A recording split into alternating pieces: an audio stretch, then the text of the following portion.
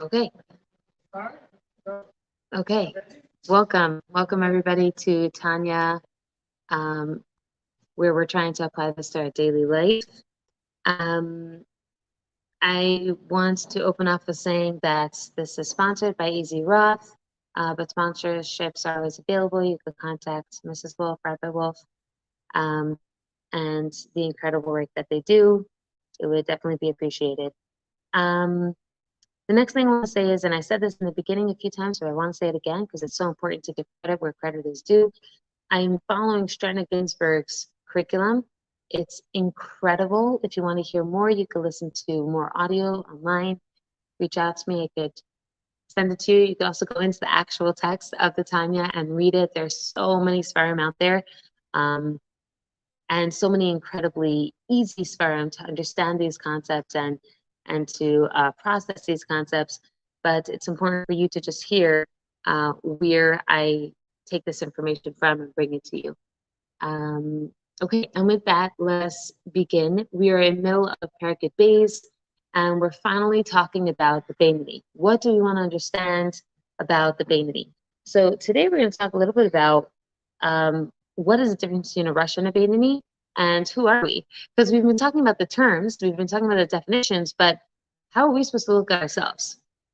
So last week and since the beginning, we've been talking about the Nefesh Bahamis, the animal soul, the consciousness of self, as opposed to being conscious to the truth, which is Hashem. Hashem is the ultimate truth. So a Rasha is a person who gives sway to the consciousness of self. So not only is he constantly in a state of being conscious of his Nefesh Bahamis, his animal souls, and his desires and needs, but he lets his thought, speech, and action present themselves as such. And he also experiences his Nefesh Elokis, his godly soul, kind of being in a slumber state, where the Nefesh Elokis is not aware, is not allowed to be made aware of functioning, right? It doesn't have a voice in how it's expressing itself into the life of this individual. So to summarize, the Rasha is the person who lives by himself. What will be good for me? What will serve me? What will serve my benefit, my desires? It's for me, by me, with me. Everything's about me. As opposed to the person who's like, let's say, the tzaddik, who lives a true God consciousness lifestyle. The Beinoni is someone who also is thinking about God, but he's in the struggle. We spoke a lot about the struggle last time, and here I want to make it a little bit more practical. How do we engage with the struggle? How do we work within that mind frame of trying to be a Beinoni? Because the whole point of defining these terms is not to make you walk away and think, oh my goodness, I'm a Rasha. You're not supposed to look at yourself as a Rasha, chas v'shalom. Because if you start looking at yourself like a Rasha, then what's happening is you're identifying with the attributes and the actions of a Rasha, and it all will fall apart from there. The whole idea is that we're supposed to look at the identity of a Rasha and say, I am not that. I want to be something entirely different. So let's first look at identity. Let's look at how it has an incredible impact on the way that I interact with this world, and then I'll be able to first to decide where to go from there. So do I want to be the type of person who looks at the world from a space of selfishness or self-awareness, in a bad way, self-consciousness, only being conscious of self, only being conscious of other than God, only being conscious of the parts of this world that are not real, that are not really truly reflecting God? Do I want to associate myself with the Alma de Shikra, the world of lies that we are living in, everything that's blocking us from seeing godliness? Or do we want to associate with ourselves with hopefully with the desire of being a person who's striving to look for truth, striving to look for God in this world? So hopefully the answer is the latter, that we want to be the type of person who has a consciousness of God in our lives. Now, obviously, everyone sitting in this room desires that. We want that. What's stopping us from living that? What's stopping us from living a lifestyle of just being conscious and aware of Hashem? So it's important to break it down. And the Alter Rebbe is literally breaking it down into the small details of what stops you from living that lifestyle, living the constant awareness of God. Well, first of all, just practically speaking, it's hard to see it because we don't actually see with our physical eyes. We don't see God.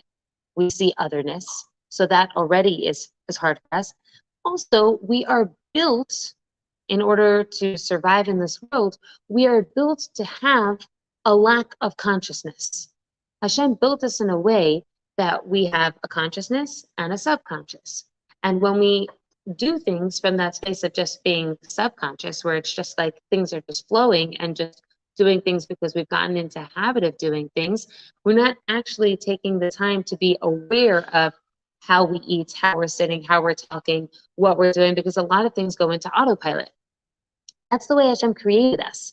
That's how He wants us to be. It's very hard to constantly be absolutely vigilant and conscious and aware of every single thing that you are doing because it's hard to live that lifestyle. So built into our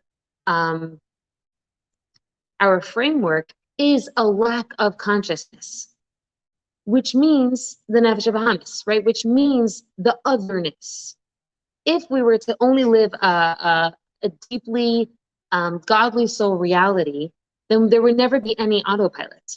There would be a constant decision making coming from the minds down to the heart of making a decision of every single aspect of our lives.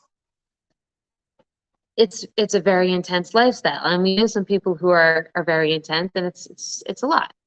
We are striving towards being somewhat more aware, but Hashem built into us the challenge of overcoming lack of consciousness.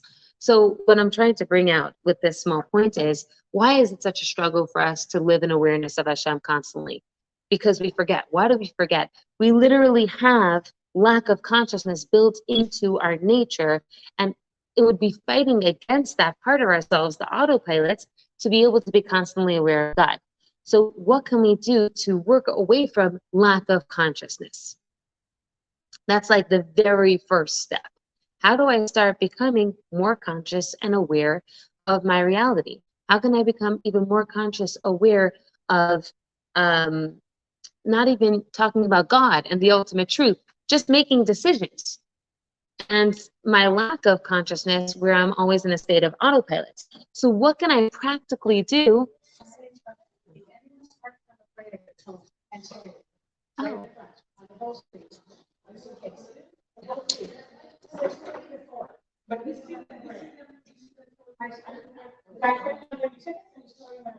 Could we pause?